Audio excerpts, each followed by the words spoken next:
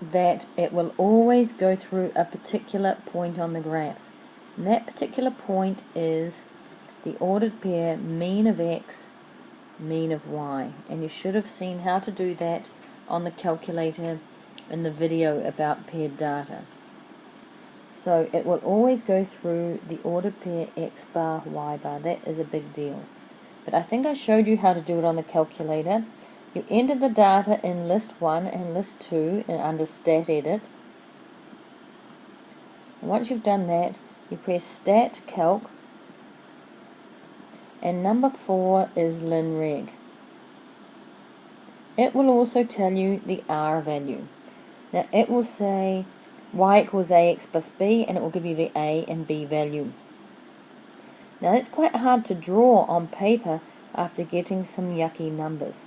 So what I suggest you do is b will always be the y-intercept, right? Ax plus b. So just plot the y-intercept, then go to your statistics, your two variable statistics, and find this point x bar, y bar, and all you need to do is connect them. Okay, so that's a handy way of drawing a linear equation on a graph of best fit. Make sure it goes through the x bar, y bar point, and figure out what the y-intercept is, then connect. All you have to do is draw what you think it looks like. Apart from one fact, it still has to go through our good friend x bar, y bar. So you look up the mean of x and the mean of y from the statistics on the calculator, plot that ordered pair, and then make sure your graph goes through it, and then mentally judge where to put it. For example, I'm not going to put it like this because that just doesn't look right. So I'm going to go back and undo what I did. It doesn't want to. Okay, I'm just going to use the eraser.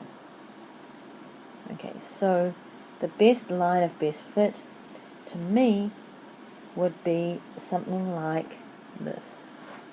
It goes through that x bar, y bar point.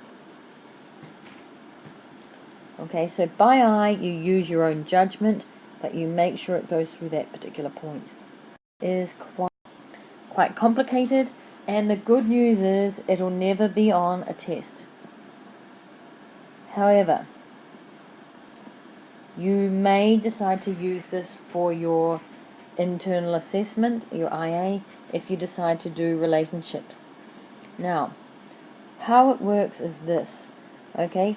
X and y are variables, just like in any equation. Y equals something to do with x, so leave them as variables.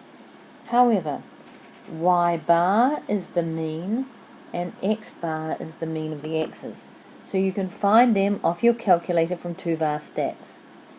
Similarly with sx squared is the standard deviation, sigma x or sx.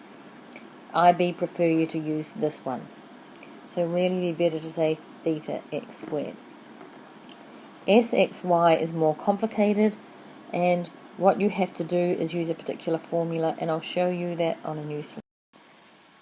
Y bar was 3.1, x bar was 2.9. So let's plot those.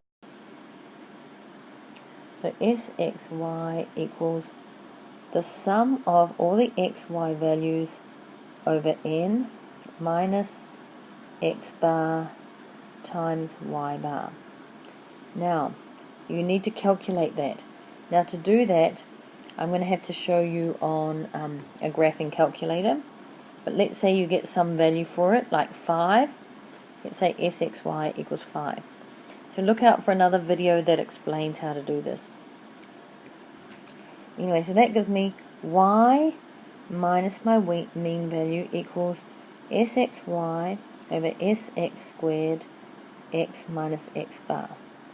Now, say we've done our 2var stats and we want to see y is 3.1, Sx is 4, so 4 squared is 16, and x can be 2.9 or something.